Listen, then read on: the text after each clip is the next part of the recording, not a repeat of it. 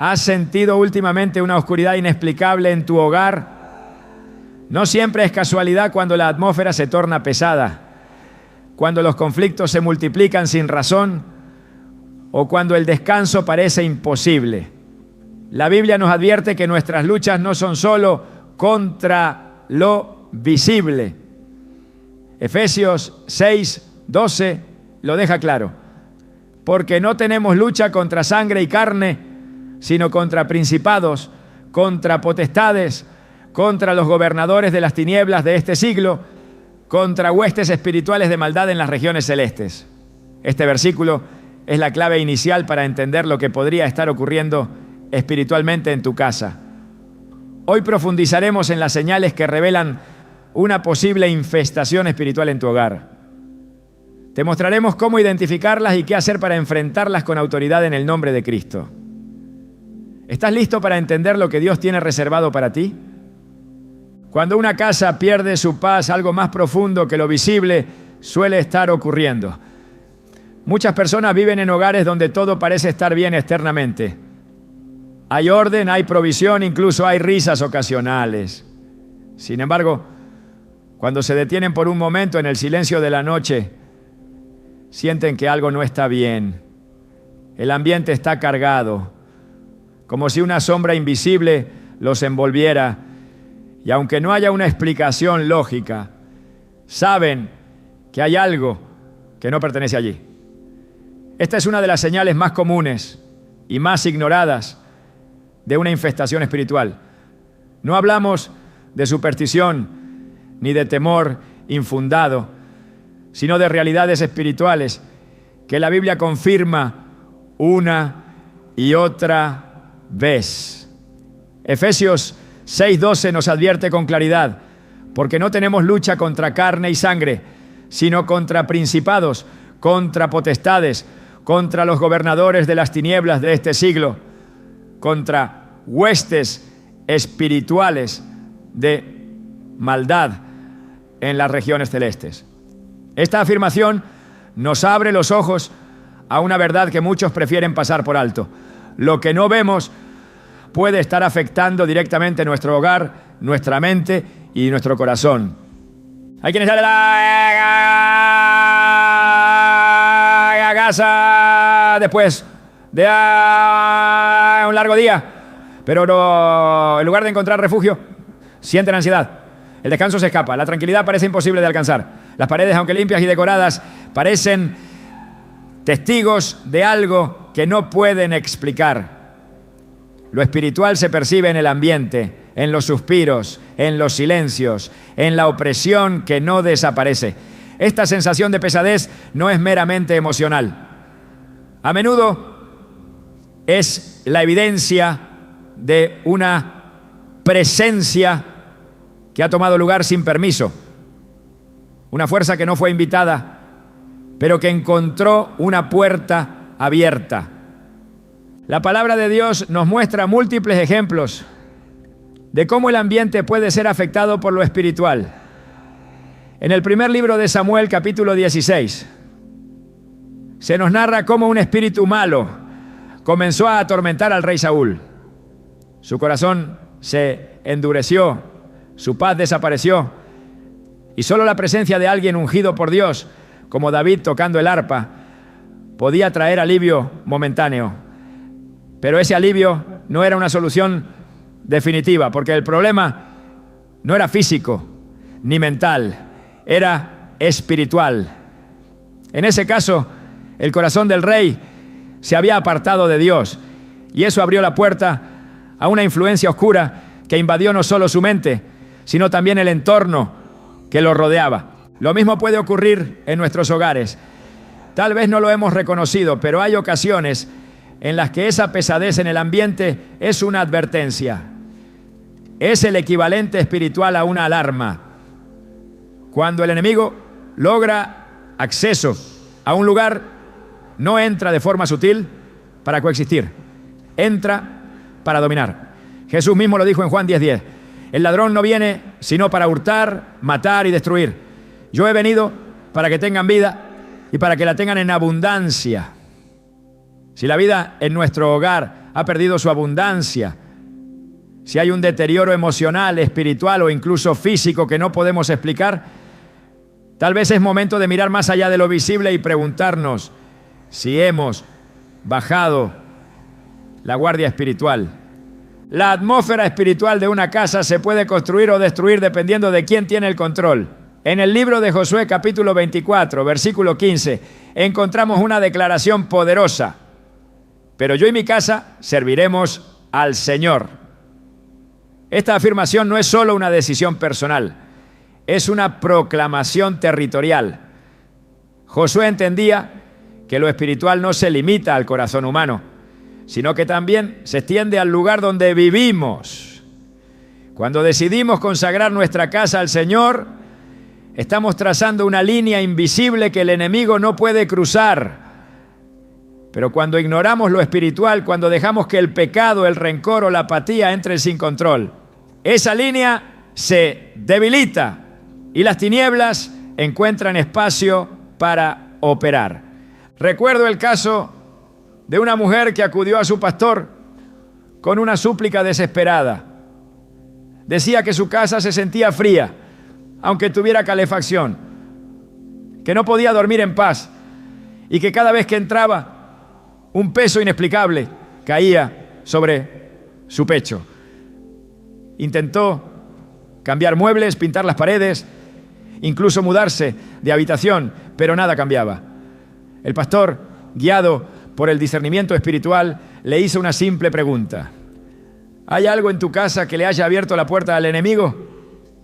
Ella recordó entonces que meses atrás había recibido un objeto decorativo de una amiga, algo exótico, traído de un país lejano. No conocía su significado, solo pensó que era atractivo.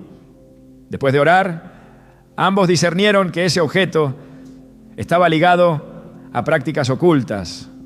Lo retiraron, oraron por la casa, consagraron cada habitación y al poco tiempo la atmósfera cambió, la paz regresó, el descanso volvió.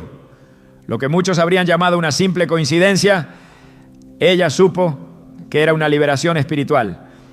Esto no significa que todo lo que nos incomoda espiritualmente tiene un objeto como causa, pero sí nos enseña que el ambiente en el que vivimos está directamente conectado con las puertas que dejamos abiertas o cerradas. La Biblia nos exhorta a no dar lugar al diablo.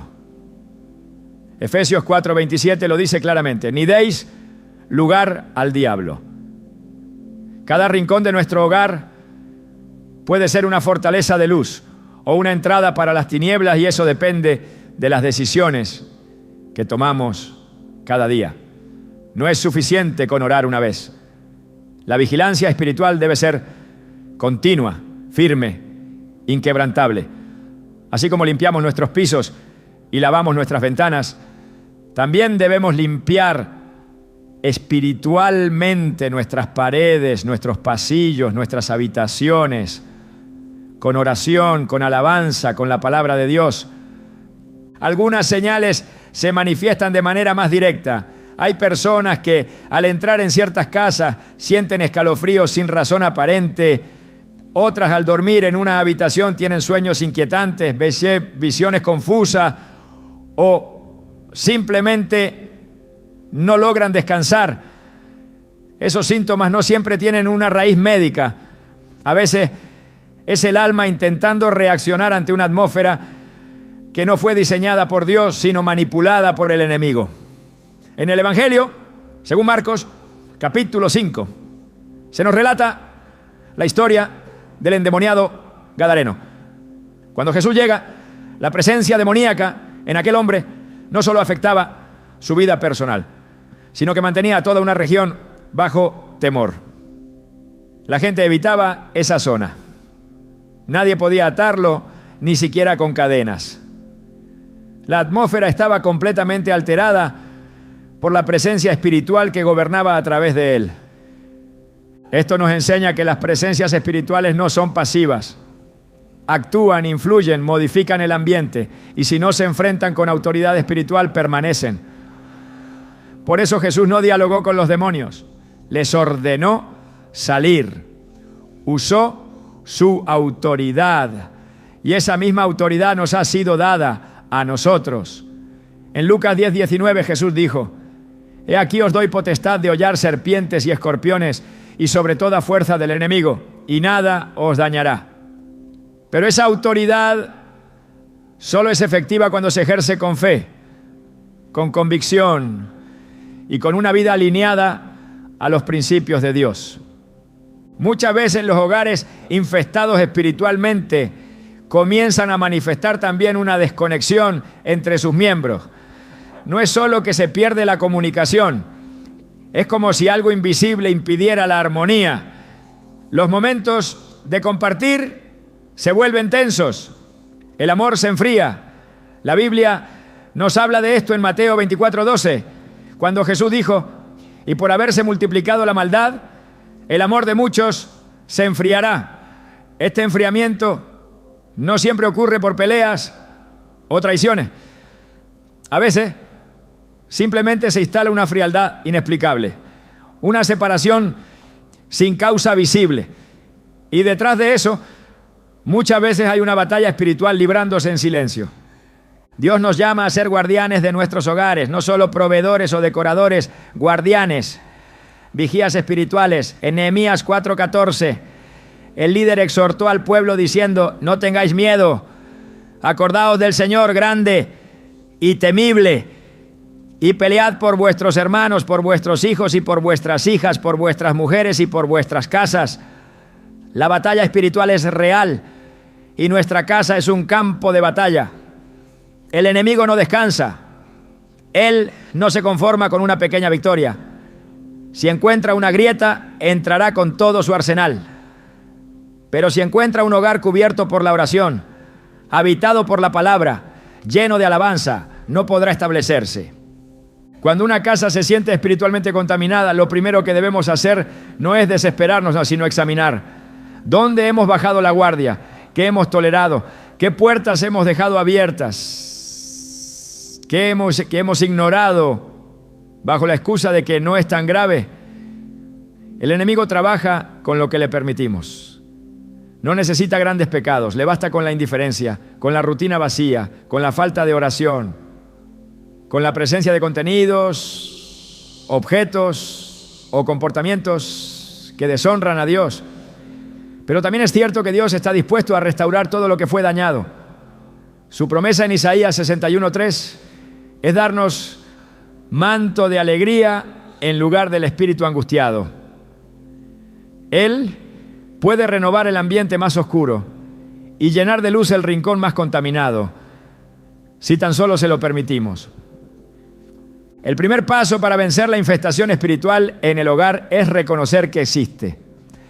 Muchos prefieren negarlo, ignorarlo, racionalizarlo, pero el reino espiritual no desaparece por falta de atención. Solo se transforma en un enemigo silencioso. Y lo que no se confronta se arraiga. Por eso es vital discernir los síntomas, enfrentar las causas y tomar autoridad con las herramientas que Dios nos ha dado. La oración ferviente, la intercesión constante, la alabanza sincera y sobre todo la obediencia a su palabra. Una casa llena de la presencia de Dios se nota, no porque todo sea perfecto, sino porque hay paz en medio de la tormenta, hay descanso aunque el mundo ruja, hay unidad aunque las diferencias existan.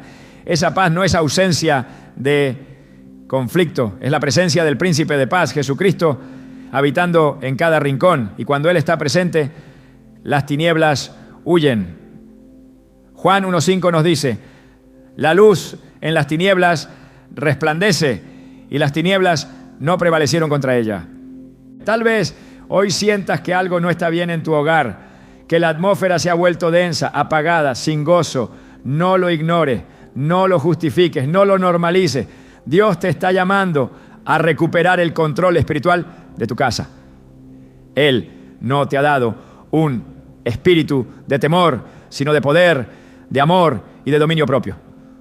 Hoy es el día para levantar una nueva atmósfera, para proclamar que tu hogar pertenece al Señor.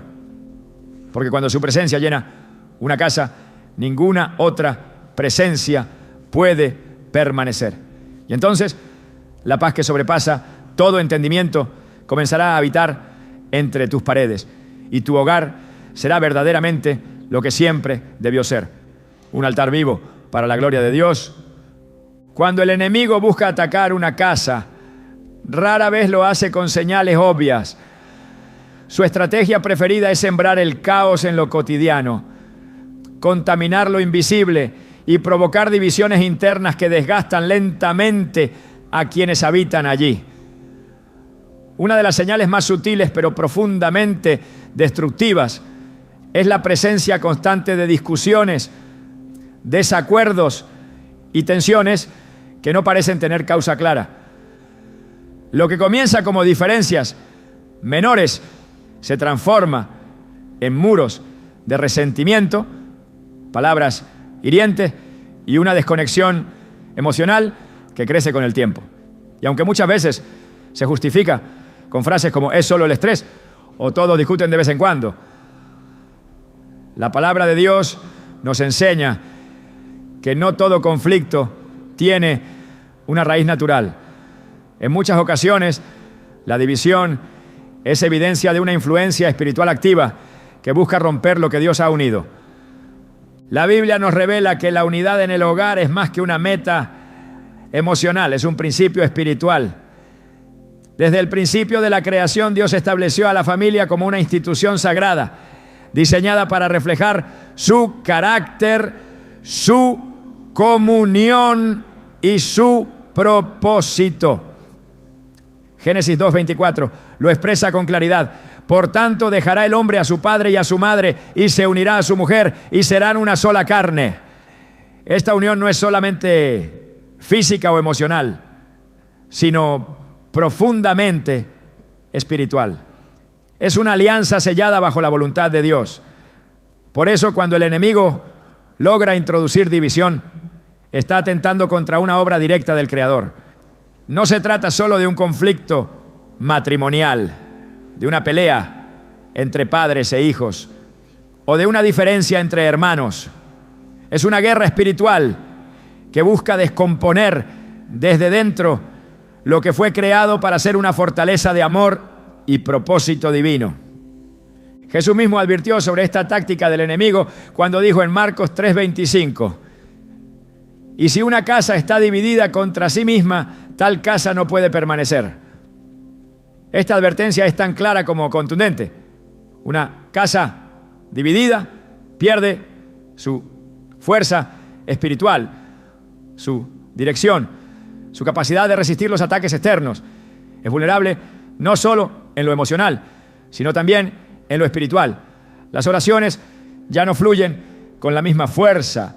La adoración se enfría. La fe comienza a tambalearse y la presencia de Dios se ve relegada por la atmósfera de contienda. Lo que debería ser un altar de comunión se convierte en un campo de batalla emocional, donde cada palabra se vuelve un dardo y cada silencio un muro que crece sin ser visto.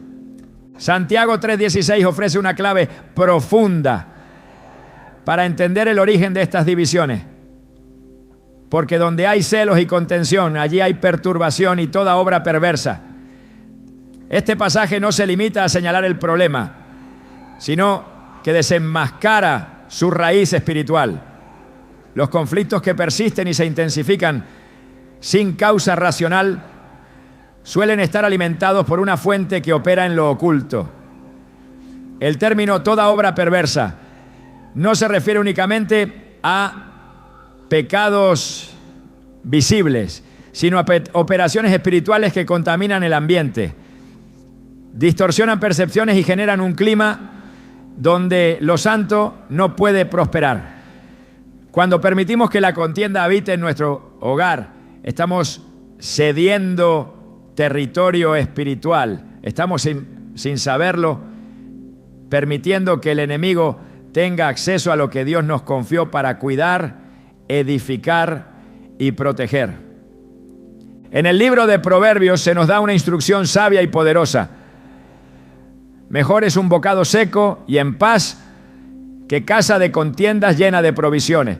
Proverbios 17:1.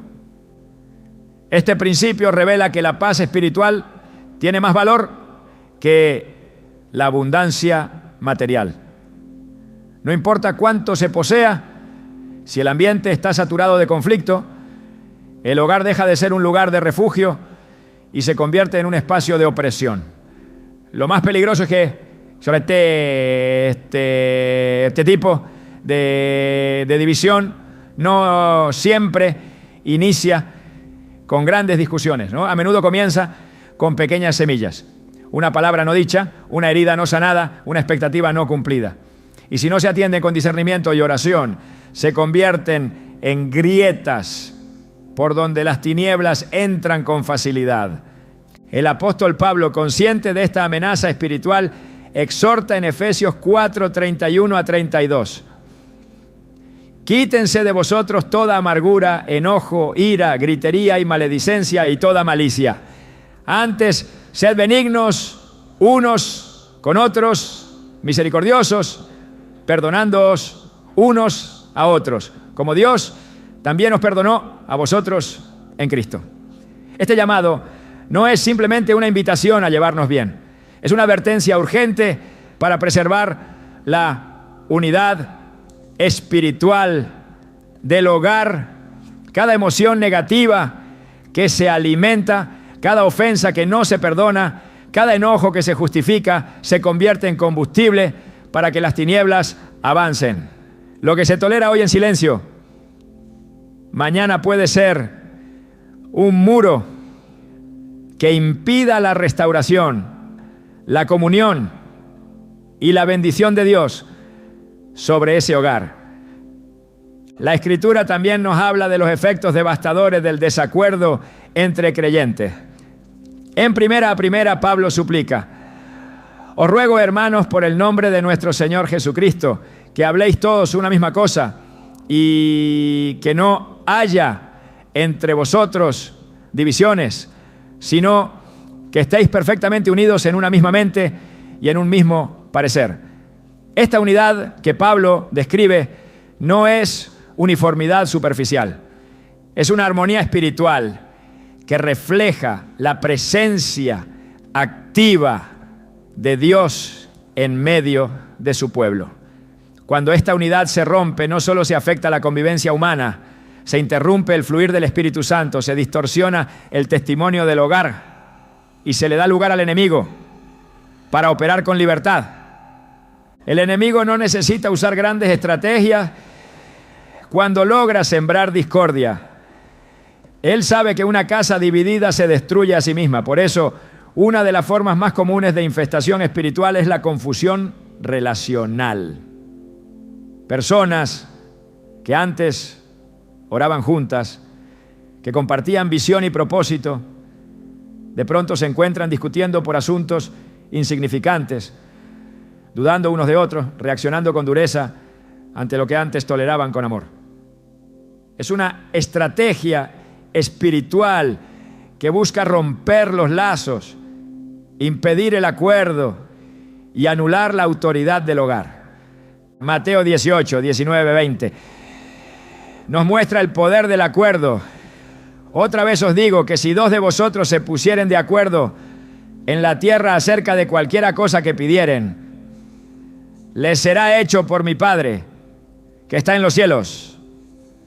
Porque donde están dos o tres congregados en mi nombre, allí estoy yo en medio de ellos. El poder del acuerdo es tan fuerte que activa la presencia misma de Dios. Por eso el enemigo trabaja incansablemente para impedirlo. Él sabe que un hogar unido es una amenaza para su reino. Un matrimonio en acuerdo, una familia que ora junta, una casa que vive en comunión, se convierte en una fortaleza espiritual impenetrable. Y por eso sus ataques están enfocados en destruir la armonía, provocar malentendidos y sembrar rencores. En muchas ocasiones la infestación espiritual no se manifiesta con sucesos extraordinarios. Lo hace con normalidades rotas, conversaciones que terminan en gritos, malinterpretaciones constantes, sensaciones de rechazo y soledad, aunque se esté rodeado de personas. Es un desgaste lento, casi imperceptible al inicio, pero profundamente eficaz. Y la clave para revertirlo no está en más discusiones ni en más argumentos. Está en volver al origen, volver a la palabra, volver a la oración, volver al perdón. Porque donde hay perdón hay restauración, donde hay humildad hay victoria espiritual y donde hay acuerdo Dios establece su presencia. Colosenses 3:13 a 14 nos exhorta diciendo: soportándoos unos a otros y perdonándoos unos a otros si alguno tuviere queja contra otro. De la manera que Cristo os perdonó, así también hacedlo vosotros. Y sobre todas estas cosas, vestíos de amor, que es el vínculo perfecto. El amor no es una emoción pasajera, es una armadura espiritual. Es el vínculo que impide que el enemigo tome lugar. Es el aceite que sana heridas, suaviza palabras y restaura lo que parecía roto. Cuando una casa decide vestir ese amor, no hay tiniebla que pueda prevalecer. La división se disuelve, las puertas espirituales se cierran y la atmósfera cambia. Porque donde hay amor verdadero, la presencia de Dios se manifiesta con poder. El Salmo 133 resume este principio de forma gloriosa. Mirad cuán bueno y cuán delicioso es habitar los hermanos juntos en armonía, porque allí envía Jehová bendición y vida eterna. La armonía no es solo agradable, es un canal de bendición. Dios la honra, la protege y la recompensa. Pero cuando se pierde, se interrumpe también el fluir de esa bendición. Es por eso que restaurar la unidad del hogar no es solo una meta emocional, es una necesidad espiritual. Una casa que vive en contienda no puede avanzar espiritualmente, no puede escuchar claramente la voz de Dios, no puede ser un refugio para otros, porque está luchando contra sí misma. Y el enemigo lo sabe. Por eso, cuando identifiques que los conflictos se han vuelto parte del paisaje de tu hogar, no lo tomes como algo natural. Examina, ora, discierne, pregunta al Señor: ¿hay algo más detrás de esto? ¿Estamos dando lugar a algo que no proviene de ti? ¿Hemos permitido que la contienda gobierne donde tú deberías reinar? Y cuando la respuesta llegue, toma acción, porque la paz no es automática. Se pelea, se protege, se cultiva. Y Dios está dispuesto a restaurarla si tan solo nos volvemos a Él con humildad y decisión. Recuerda que el enemigo no puede habitar donde reina el perdón, no puede operar donde hay oración constante, no puede avanzar donde hay un acuerdo firme bajo la palabra de Dios. La unidad es más que una emoción, es un arma espiritual. Y en un tiempo donde las tinieblas buscan dividir, tú estás llamado a preservar, a edificar, a cubrir tu hogar con el poder del amor de Cristo. Porque una casa en unidad no solo es un refugio para los suyos, es una amenaza directa para el reino de las tinieblas. Y si decides pelear por esa unidad con las armas correctas, Dios peleará contigo. Él restaurará lo que fue dañado, fortalecerá lo que parecía débil y establecerá su paz como una muralla impenetrable en medio de tu casa. La noche ha sido siempre un terreno espiritual delicado. Cuando las luces se apagan y el silencio se instala, lo invisible se vuelve más evidente para el alma. Aunque el cuerpo duerma, el espíritu sigue percibiendo. En hogares donde hay una infestación espiritual activa, uno de los síntomas más alarmantes y muchas veces ignorados es el ataque nocturno. Esto se manifiesta en pesadillas persistentes, insomnio inexplicable y una sensación de presencia que invade la habitación. En el ámbito espiritual, la oscuridad no es simplemente una ausencia de luz, sino un espacio que el enemigo intenta utilizar para perturbar, desgastar y someter a quienes están desprotegidos. La Biblia nos muestra que Dios actúa de forma poderosa durante la noche. En Génesis 28:12, Jacob tuvo un sueño donde vio una escalera que conectaba la tierra con el cielo y ángeles que subían y bajaban por ella. En ese sueño, Dios le habló, le hizo promesas y reafirmó su pacto. El descanso nocturno, cuando está bajo el cuidado de Dios, es un espacio sagrado donde el alma puede ser fortalecida, el corazón puede recibir dirección divina y la mente puede ser renovada. Pero cuando la presencia de Dios se apaga en un hogar, ese espacio sagrado se convierte en un terreno vulnerable. Lo que debería ser reposo se transforma en angustia. Lo que debería ser restauración se convierte en tormento. En el libro de Job, capítulo 4, se describe un momento impactante donde un espíritu pasa frente al rostro de Elifaz durante la noche. El temor lo paraliza y su cabello se eriza. Esta escena no es alegórica, es un reflejo de cómo lo espiritual puede manifestarse de forma tangible en el descanso. El enemigo, al no poder oponerse abiertamente durante el día, busca actuar en la noche, cuando las defensas bajan, cuando el discernimiento se adormece y cuando la conciencia está más expuesta. La estrategia es siempre la misma: sembrar temor, confusión y opresión, desestabilizar desde lo más íntimo. Salmos 91:5 nos exhorta: no temerás el terror nocturno, ni saeta que vuele de día. El terror nocturno es una realidad reconocida por la Escritura. Es una forma de ataque espiritual diseñada para robar la paz y generar ansiedad creciente.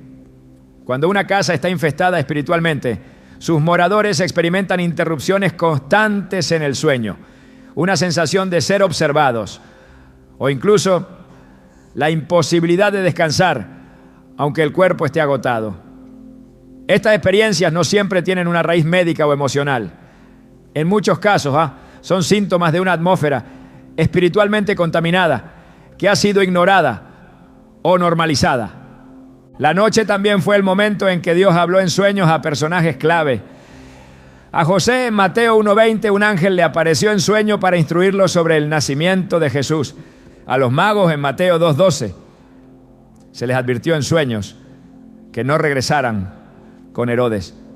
Estos ejemplos bíblicos subrayan que el sueño es un canal legítimo de comunicación divina. Pero como todo canal, puede ser interferido. Cuando el enemigo contamina un hogar, los sueños se distorsionan, la claridad espiritual desaparece y las visiones celestiales son reemplazadas por escenarios oscuros y desordenados. El enemigo no solo quiere perturbar el cuerpo, también busca cortar la conexión entre Dios y el espíritu humano. En Eclesiastés 5:3 se nos dice: porque de la mucha ocupación viene el sueño, y de la multitud de las palabras la voz del necio. Este versículo, aunque habla de lo natural, nos da una pista importante. El descanso no es solo físico, también es espiritual. Un hogar donde hay exceso de actividad, ruido emocional o caos sin control, se vuelve terreno fértil para la interferencia espiritual. La falta de orden no solo genera fatiga, abre puertas y el enemigo utiliza cada grieta para instalarse. Cuando se manifiesta a través del insomnio sin causa aparente, cuando los niños despiertan gritando sin entender por qué, cuando las noches se llenan de ansiedad y sobresaltos, es señal de que algo necesita ser confrontado en el espíritu. El Salmo 4:8 declara con confianza: en paz me acostaré y asimismo dormiré, porque solo tú, Jehová, me haces vivir confiado. Este versículo no es una afirmación poética, sino una promesa espiritual. El descanso en paz es un fruto directo de la presencia de Dios en el hogar. Cuando esa presencia es desplazada, la paz se interrumpe. La mente comienza a llenarse de imágenes perturbadoras. El cuerpo experimenta agitación y el alma no encuentra reposo. En estos casos no basta con cambiar rutinas de sueño o ajustar condiciones físicas. Es necesario restaurar el altar espiritual del hogar, devolverle a Dios el control de ese espacio y ejercer autoridad para que su paz gobierne, no solo de día, sino también durante la noche. El profeta Daniel recibió visiones de noche.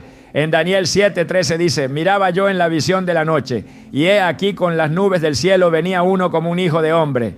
Esta experiencia nocturna reveló secretos eternos del reino de Dios. Pero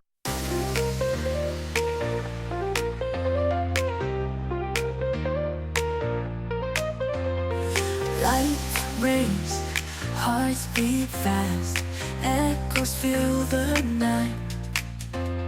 Steps in, hands start to move, dancing in the unknown. Feel the rhythm, feel the fire. We are rising higher, higher, high in the starlight. We unite, shining brightly all through the night.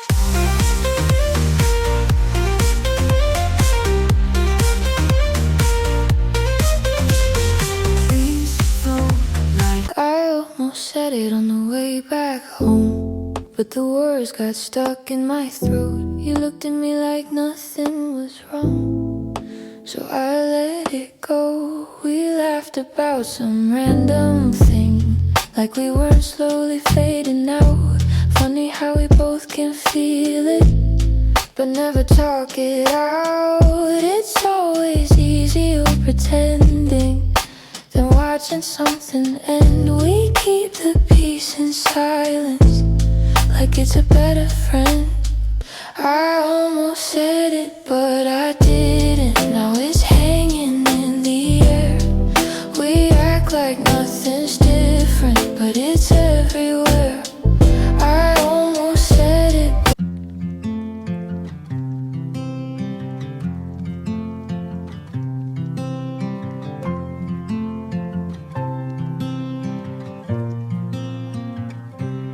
They said I'd break in heavy weather, bend too far and lose my shape.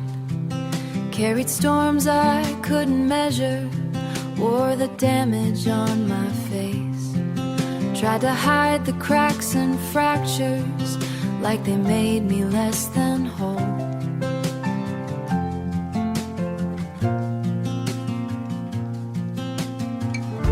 But every line just traced the map of everywhere I've grown. I was waiting for a rest.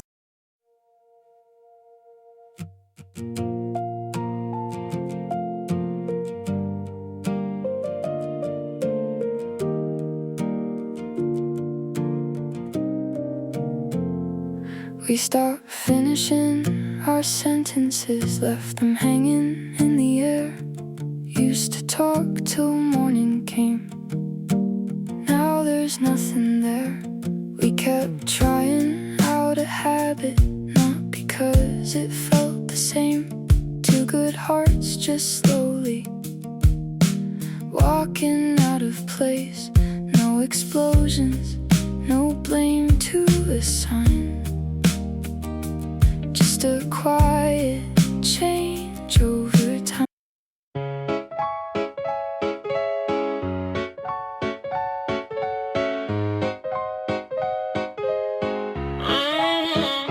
I wake up tired before the day starts. Coffee cold, same loop, restart.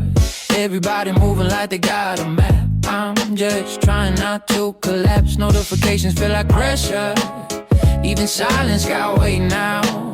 Smiling just to look better while I'm falling through the crowd. They say you're doing fine, just keep it up, but they don't see what it costs. If this is what it takes to win, I think I'm already lost. I got a burnout halo, glowing under broken sleep.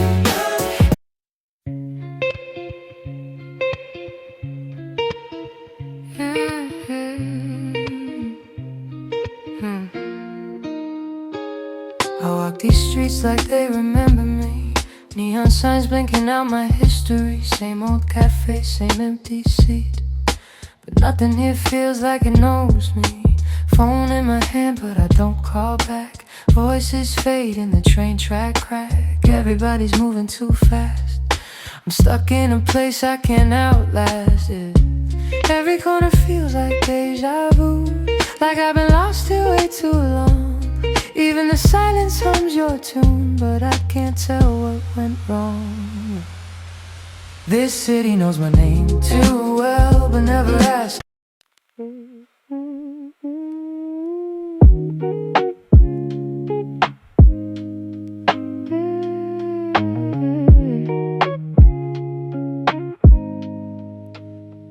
I was broke with a dream in the ballroom.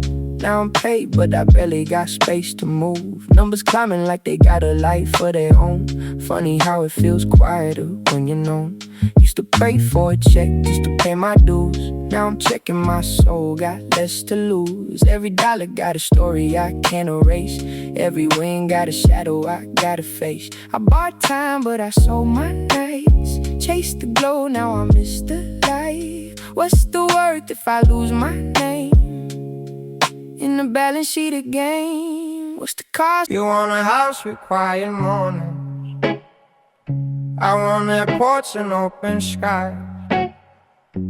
We talk like we're still alive, but I see it drifting in your eyes. Same love, different direction. Same truth, different design. We hold on out of connection, but we're not on the same line. Nobody's wrong, nobody's lying. Just two hearts not syncing right. We'll have to cover the timing of saying goodbye tonight. We're going in different directions. Your sunrise is while I'm still awake. Different clocks, same ache. I trace your name on a fogged up screen, like it might close the space between. Late night calls with a fragile line. Your laugh arrives just out of time. We talk like we're in the same room still. Even silence feels too real. Every mile says not enough, but my heart don't count like that. Love flies farther than the miles, through the dark, across the time. Every second draws the line. Back to you, back to you. Even worlds we can't align. I post a pic like I'm alright. Perfect light, perfect fake smile, but my room still feels too quiet. When the screen goes black at night, people say I look so fine, like they know what's on my mind. Double tap, don't read between lines. It's just noise to pass the time.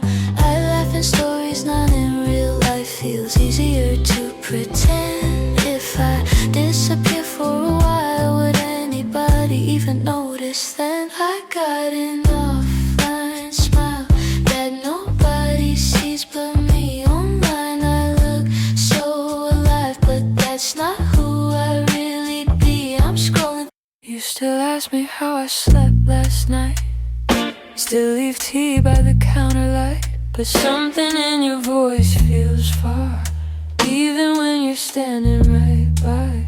We talk about the weather first, like we forgot how hearts converse. Every word is soft and careful, like we're scared to make it worse.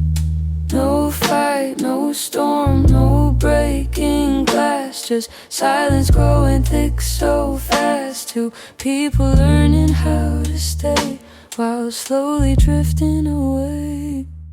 We're quietly falling apart. No thunder, no visible scars, just love turning into habit. And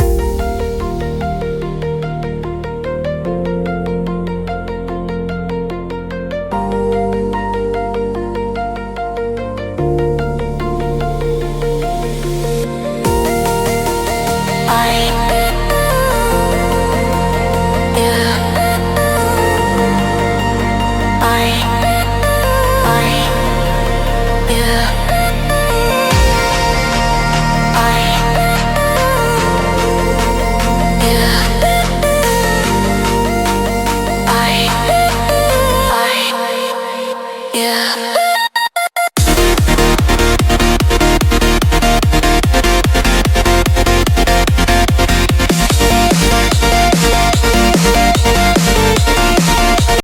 Si el entorno espiritual está corrompido, estas visiones celestiales no tienen cabida.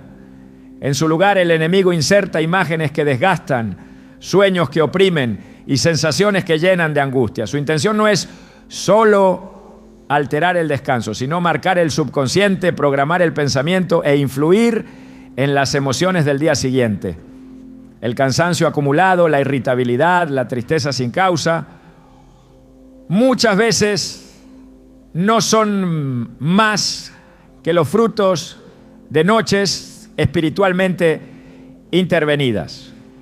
En el libro de Jueces, capítulo 7, Dios le habla a Gedeón y le dice que baje al campamento enemigo de noche para escuchar lo que dicen. Allí Gedeón escucha un sueño de uno de los soldados madianitas que revela su derrota. Este momento muestra que incluso en la oscuridad Dios puede hablar, confirmar y fortalecer. Pero ese mismo principio se invierte cuando el enemigo toma dominio de un hogar. En lugar de recibir dirección, los sueños se convierten en herramientas de distracción. Lo que debería traer claridad trae confusión, y si no se discierne, se permite. Isaías 26:3 promete: tú guardarás en completa paz a aquel cuyo pensamiento en ti persevera, porque en ti ha confiado. Esta paz no es solo para las horas del día, es una cobertura total, pero requiere que el pensamiento, el espíritu y el ambiente estén alineados con Dios. Cuando se permite contenido espiritual contaminado dentro del hogar, cuando se toleran hábitos que deshonran a Dios, cuando la oración se debilita, el enemigo gana terreno. La noche se vuelve su herramienta. Y lo que comienza como una mala noche, pronto se transforma en un patrón que afecta la salud, la unidad familiar y la estabilidad emocional. En el Evangelio, según Mateo 13:25, Jesús dice: pero mientras dormían los hombres, vino su enemigo y sembró cizaña entre el trigo y se fue. Este acto ocurre de noche, mientras todos duermen. No fue un ataque frontal. Fue una siembra silenciosa, precisa, estratégica. La noche es el momento donde el enemigo siembra lo que más tarde afectará la cosecha. Una pesadilla puede parecer solo un mal sueño, pero puede estar sembrando temor, duda, desesperanza. El insomnio puede parecer solo un mal hábito, pero puede estar desgastando la fe. La sensación de una presencia invisible en la habitación puede parecer imaginación, pero puede ser una señal espiritual que necesita ser confrontada. El discernimiento espiritual es clave. No todo sueño es un mensaje, ni toda interrupción del sueño tiene una causa espiritual. Pero en un hogar espiritualmente alineado con Dios, la noche debe ser un tiempo de restauración, no de tormento. Si se repiten los patrones de angustia, si hay una sensación constante de oscuridad al dormir, si los niños lloran sin motivo noche tras noche, si el descanso se ha convertido en una lucha diaria, es hora de examinar, no con miedo, sino con autoridad, porque Cristo ha vencido y ha dado poder a su iglesia para echar fuera toda obra de las tinieblas. En Lucas 8:23-24, durante una tormenta en el mar, Jesús dormía mientras los discípulos luchaban con el viento y las olas. Ellos lo despertaron con temor y él reprendió al viento y la tempestad cesó. Esta escena revela que el poder de Dios es mayor que cualquier tormenta, pero también muestra que a veces es necesario clamar, despertar la fe, activar la palabra para que lo espiritual se ordene. El hogar puede estar en medio de tormentas invisibles, pero si Cristo está presente, hay autoridad para declarar paz. Y esa autoridad se ejerce con oración, con consagración, con fidelidad. En el Salmo 127:2 se nos recuerda: por demás es que os levantéis de madrugada y vayáis tarde a reposar, y que comáis pan de dolores, pues que a su amado dará Dios el sueño. El sueño es una dádiva divina. No debe ser un campo de batalla. Cuando lo es señal de que hay una ocupación no autorizada. Y la única forma de desalojar esas presencias es invocando el nombre que está sobre todo nombre. Jesús no solo tiene poder sobre la enfermedad y el pecado, también tiene autoridad sobre las tinieblas que operan en la noche. Es en ese nombre que se debe consagrar cada habitación, declarar su señorío sobre cada rincón, anular toda palabra, práctica o influencia que haya dado acceso al enemigo. Porque el hogar no fue diseñado para el caos, ni el lecho para la angustia. Fue creado para la paz, para la comunión, para el descanso. Y cuando Cristo gobierna, no hay fuerza espiritual que pueda permanecer. La noche entonces vuelve a ser lo que Dios quiso, un tiempo donde Él habla, renueva, fortalece y revela. Un tiempo donde su paz, como una nube, cubre la casa entera y los sueños se llenan de propósito. Las horas de descanso se multiplican en fuerza y el alma despierta sabiendo que aún dormida estuvo en presencia del Altísimo. Hay puertas que no se abren con llaves, sino con decisiones. En el mundo espiritual, cada objeto que habita en un hogar tiene una carga, un propósito y muchas veces un origen que trasciende lo estético o lo funcional. La Escritura no nos llama a ser supersticiosos, pero sí a ser espiritualmente discernidos. En Deuteronomio 7:26 se nos da una instrucción directa. No traerás cosa abominable a tu casa, para que no seas anatema como ella. Del todo la aborrecerás y la abominarás, porque es anatema. Este mandato no está encadenado a un tiempo cultural limitado. Es una advertencia eterna que revela cómo ciertos objetos pueden contaminar espiritualmente un espacio destinado a ser un refugio de paz. El error común es pensar que lo espiritual solo se manifiesta en lo invisible. Pero desde el Antiguo Testamento, Dios dejó en claro que lo consagrado a lo profano debía ser eliminado, no tolerado. Cuando el pueblo de Israel tomaba ciudades enemigas, las instrucciones eran claras. Destruir todo lo relacionado con idolatría, ocultismo o consagraciones paganas. No por temor simbólico, sino por protección espiritual. Lo que es dedicado a fuerzas contrarias a Dios lleva una carga que altera la atmósfera. Y esa carga, si no es discernida, se convierte en un punto de acceso para la influencia demoníaca. No se trata solo de esculturas o imágenes evidentes. Se trata de todo objeto que, consciente o no, ha sido diseñado, utilizado o consagrado fuera de la voluntad de Dios. Libros, figuras, amuletos, símbolos, artefactos rituales, incluso decoraciones que reproducen iconografía espiritual ajena a las Escrituras. Pueden servir como puntos de conexión con lo que no honra al Señor. El problema no está en el material, sino en el espíritu que lo respalda. En Hechos 19:19 se narra que muchos de los que practicaban la magia trajeron sus libros y los quemaron en presencia de todos. No los almacenaron, no los regalaron, no los vendieron, los destruyeron. ¿Por qué? Porque entendieron que mantenerlos era mantener una puerta abierta, era permitir que la vieja vida tuviera un lugar dentro de una nueva identidad. Lo mismo ocurre en muchos hogares hoy. Se anhela paz, pero se conserva lo que produce guerra espiritual. Se ora por liberación, pero se preserva lo que liga. No basta con querer que la presencia de Dios habite, si no se está dispuesto a remover lo que invita a lo contrario.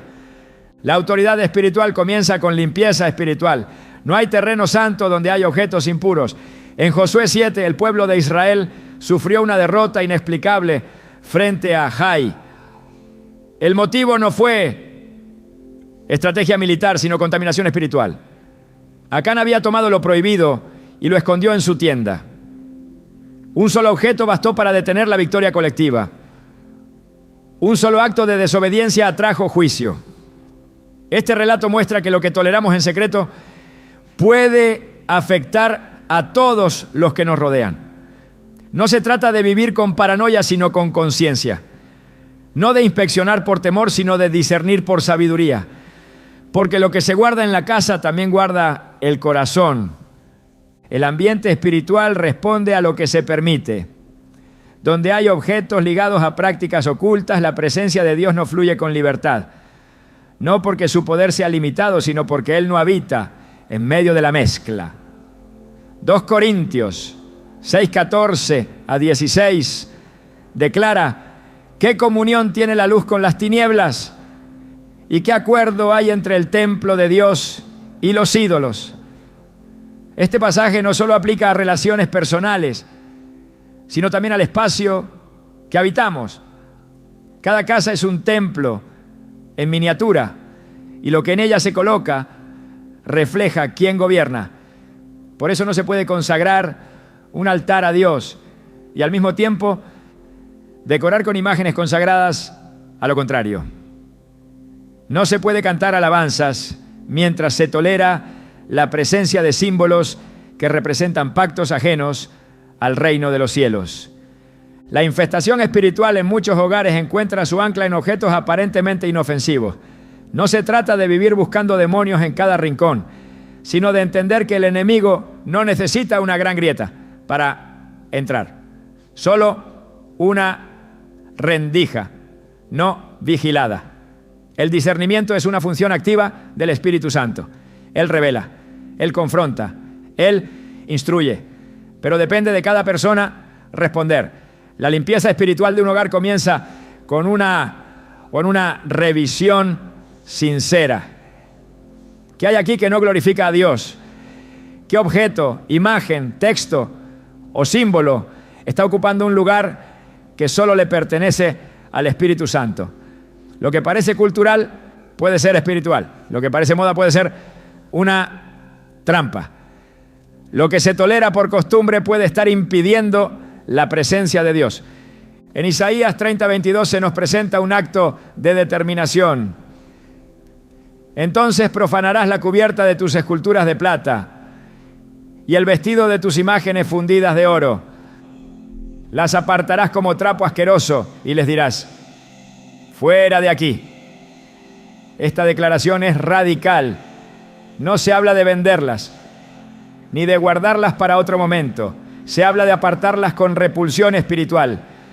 Porque cuando los ojos son abiertos por el Espíritu, lo que antes parecía valioso se revela como obstáculo. Y cuando el corazón decide purificarse, la casa también debe reflejar ese cambio. El hogar no es un museo, ni un depósito de herencias espirituales ajenas. Es un espacio sagrado. Y lo sagrado no admite mezcla. Un hogar limpio espiritualmente no es aquel que está decorado con símbolos religiosos, sino aquel donde la presencia de Dios no tiene resistencia. Y la resistencia no siempre viene del exterior. A veces se esconde en lo visual, en lo tolerado, en lo heredado, sin discernimiento. Por eso el llamado no es a actuar con miedo, sino con celo. El mismo celo que Jesús mostró al entrar en el templo y expulsar a los mercaderes. No porque el comercio fuera pecado, sino porque había profanado un lugar santo. Si Él limpió el templo, nosotros también debemos limpiar nuestro hogar, porque donde Él habita debe haber santidad. Donde Él reina no puede haber sombra. Donde su nombre es invocado, todo lo demás debe ceder, porque no hay espacio neutral en lo espiritual. O gobierna la luz o gobiernan las tinieblas. La decisión comienza por lo que permitimos que habite con nosotros. Y Dios, que es celoso, no comparte su gloria con nadie. Cuando el fuego del altar se apaga, el terreno queda abierto a toda clase de invasiones. Una de las señales más evidentes, pero tristemente normalizada, de una infestación espiritual en el hogar es la pérdida progresiva del deseo de orar, de leer la palabra, de alabar a Dios. Lo que antes era una práctica constante y vital se convierte en rutina pesada, en olvido involuntario, en indiferencia disfrazada de cansancio.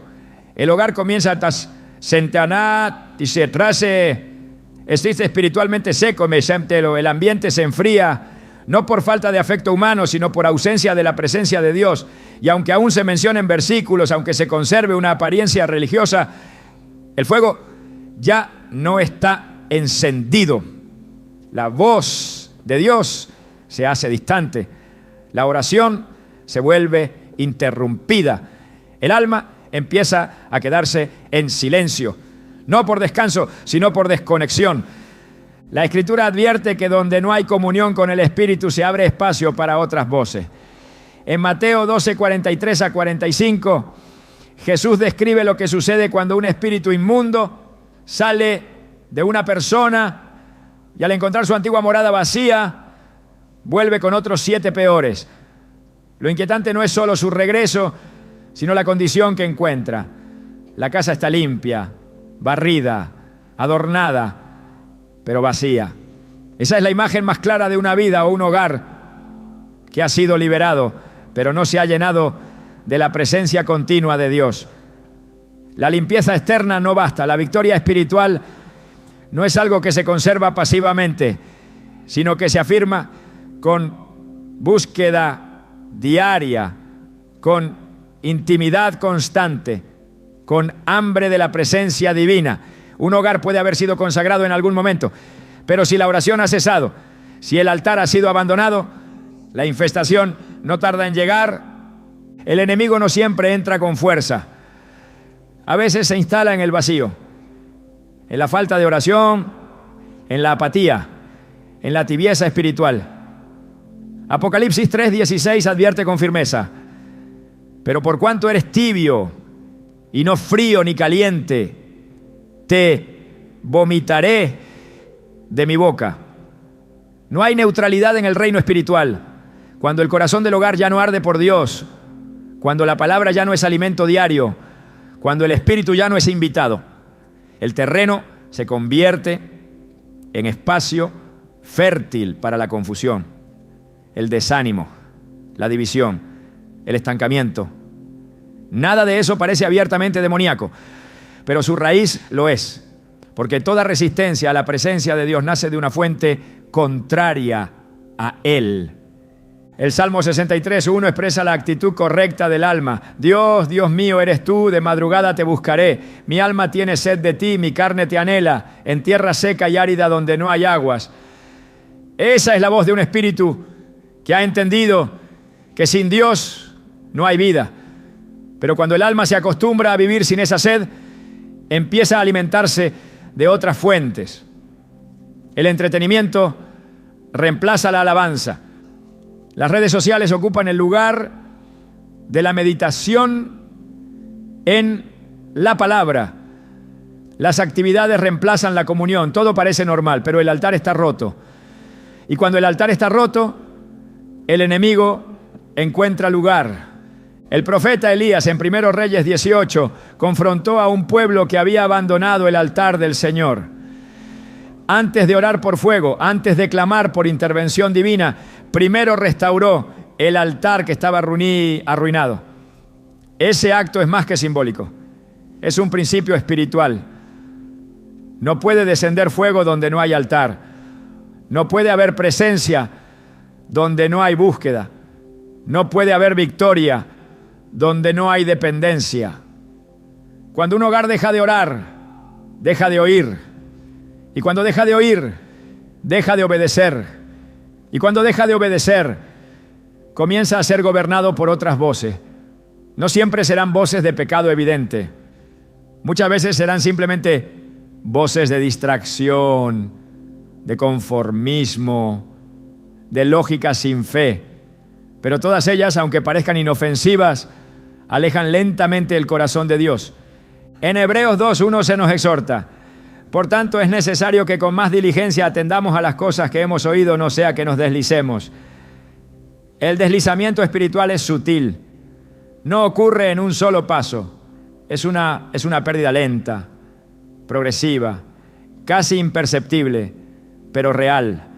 Ocurre cuando ya no hay lágrimas en la oración, cuando la palabra se lee por costumbre, cuando la alabanza se escucha, pero no se siente. Es en esa tibieza donde el enemigo siembra. Y cuando la siembra prospera, el fruto es desconexión espiritual, confusión doctrinal, división relacional y desgaste emocional. En Juan 15:5 Jesús dijo: separados de mí nada podéis hacer. Esta verdad es absoluta. Sin Él el hogar pierde dirección, pierde protección, pierde autoridad. Un hogar sin oración no tiene escudo. Un hogar sin la palabra no tiene luz. Un hogar sin la presencia de Dios no tiene fundamento. No importa cuánto amor humano haya, sin Dios en el centro la estructura espiritual se debilita. Y cuando el enemigo encuentra un hogar debilitado, no necesita permiso para entrar. Le basta con encontrar puertas abiertas. Y una de las puertas más amplias es el silencio espiritual.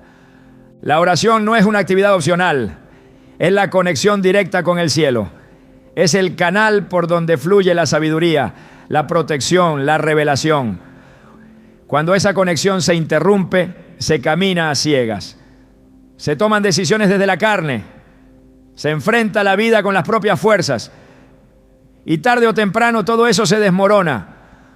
Por eso uno de los indicadores más serios de que un hogar está siendo espiritualmente contaminado es la pérdida del deseo de orar. Porque el enemigo no teme a una casa organizada. Teme a una casa que ora. Teme al clamor persistente. Teme al ayuno secreto. Teme a la intercesión constante. Porque sabe que allí donde hay oración hay fuego. Y donde hay fuego, las tinieblas no pueden permanecer. Es momento de volver a encender el altar, de restaurar la intimidad, de establecer nuevamente la prioridad del espíritu en la rutina diaria. No se necesita un momento perfecto, se necesita decisión, se necesita arrepentimiento, se necesita humildad para reconocer que se ha perdido lo esencial. Y se necesita fe para creer que Dios puede volver a llenar lo que hoy está vacío, porque Él no desprecia un corazón contrito, no ignora una oración sincera, no pasa por alto una búsqueda genuina, y cuando ve un altar restaurado, vuelve a enviar fuego. Y con ese fuego, todo lo que es impuro huye. Toda infestación se rompe. Toda oscuridad retrocede. Porque donde hay oración, hay vida. Y donde hay vida, la presencia de Dios hace del hogar un lugar donde el enemigo ya no tiene cabida. La restauración espiritual de un hogar no comienza con un cambio de muebles ni con la reorganización externa del espacio. Comienza con la recuperación del dominio espiritual que Dios ha delegado a quienes habitan en él. Cuando una casa ha sido invadida por la confusión, el miedo, la frialdad y la opresión, no basta con identificar el problema. Es necesario ejercer autoridad. La palabra no nos llama a convivir con las tinieblas, sino a confrontarlas con la luz de Cristo. La limpieza espiritual no es una idea simbólica ni una práctica ritualista. Es una acción directa basada en principios bíblicos que establecen el gobierno del reino de Dios sobre todo lo que le pertenece.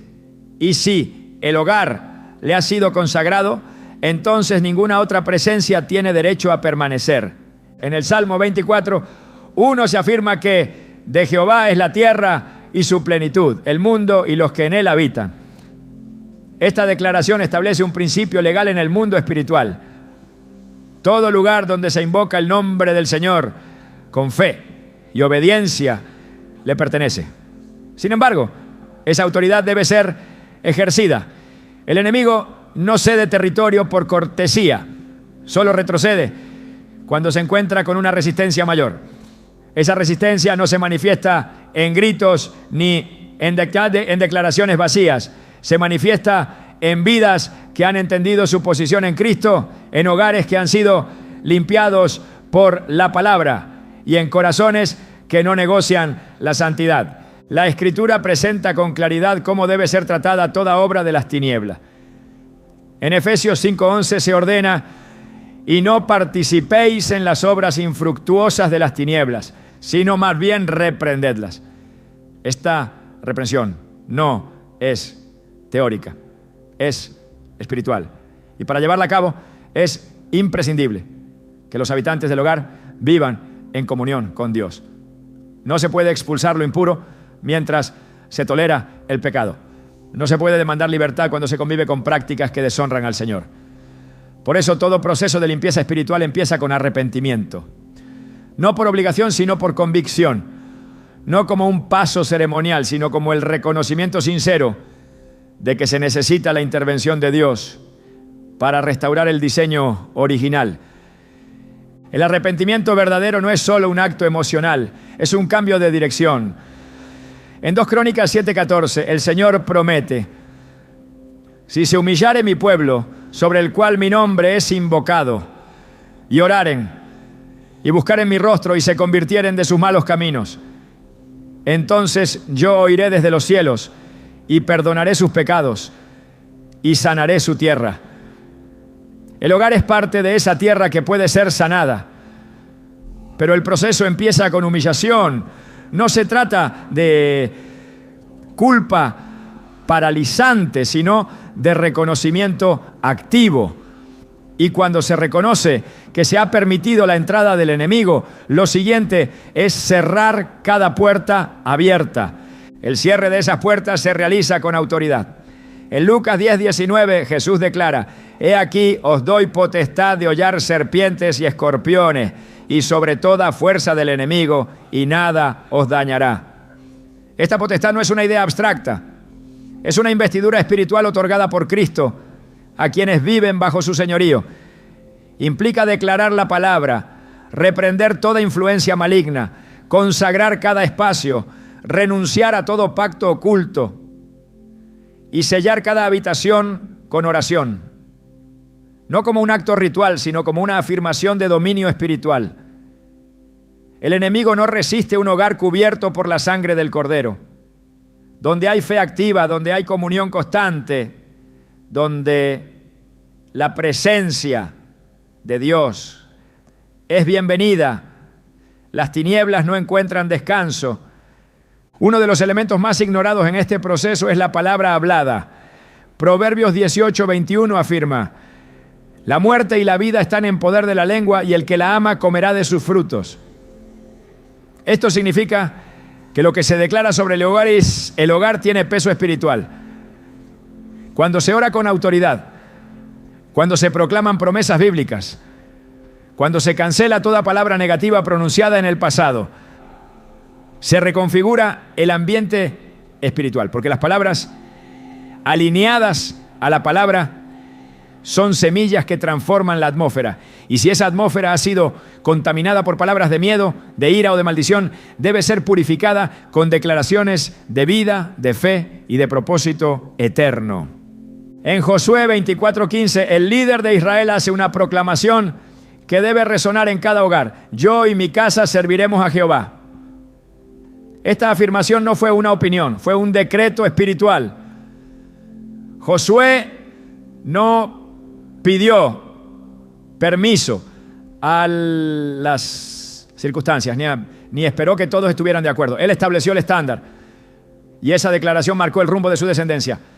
La limpieza espiritual de un hogar requiere líderes que asuman esa misma posición, que no negocien con lo profano, que no toleren lo oculto, que no esperen un ambiente perfecto para actuar, porque la restauración no llega con pasividad, llega con convicción.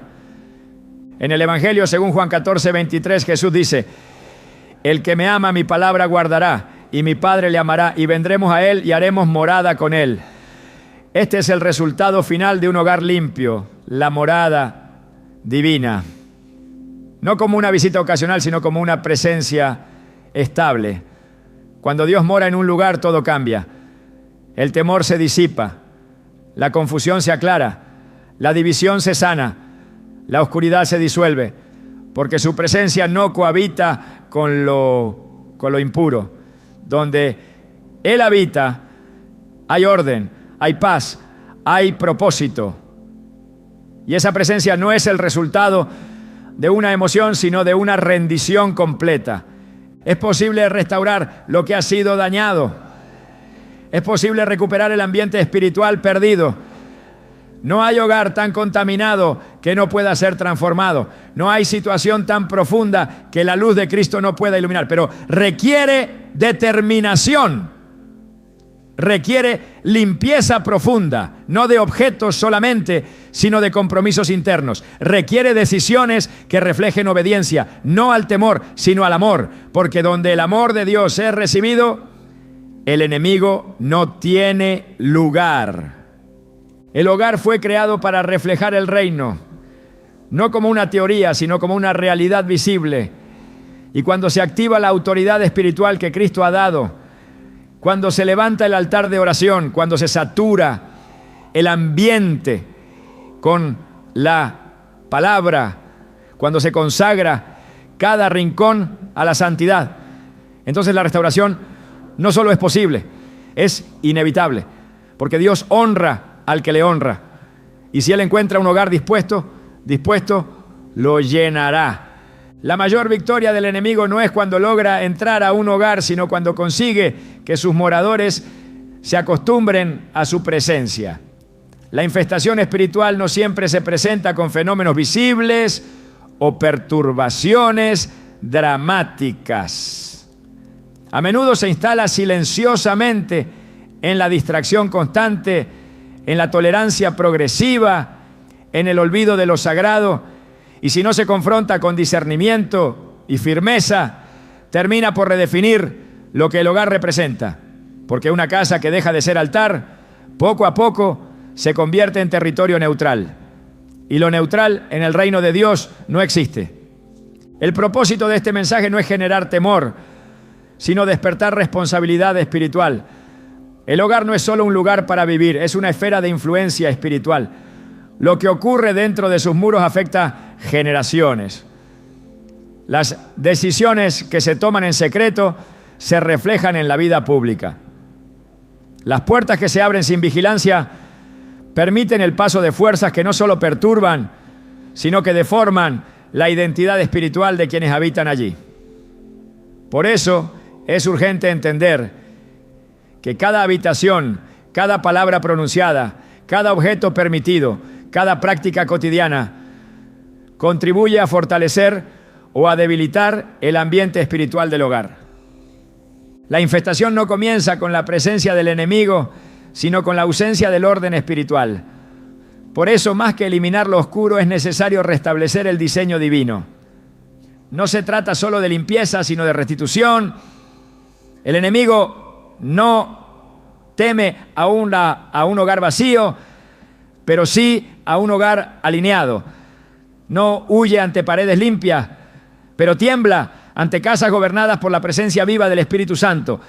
Y esa presencia no se mantiene por tradición ni por costumbre, sino por hambre genuina de santidad, por reverencia al Dios vivo, por compromiso inquebrantable con su palabra. Un hogar restaurado espiritualmente no es aquel donde todo es perfecto, sino aquel donde se reconoce constantemente la necesidad de Dios. Es un espacio donde la corrección no se evita, donde la oración no se negocia, donde la obediencia no se posterga. Es un lugar donde el perdón fluye con libertad, donde la verdad no se silencia, donde la adoración no depende de las emociones. Es allí donde Dios establece su morada, donde los ángeles acampan, donde el enemigo no encuentra terreno para sembrar. Hoy más que nunca se necesita que cada hogar vuelva a levantar su estandarte espiritual, no solo como una reacción ante el mal, sino como una proclamación activa del señorío de Cristo. Porque mientras haya un altar encendido en tu casa, mientras su palabra sea leída, proclamada y obedecida, mientras el nombre de Jesús sea exaltado, tu hogar no será una víctima del enemigo, sino un bastión del reino. No fuiste llamado a resistir pasivamente, sino a gobernar espiritualmente. Y todo lo que Dios te ha dado, tu casa, tu familia, tu atmósfera, ha sido confiado para que lo administres con fidelidad. Si Él reina allí, ninguna tiniebla podrá resistir.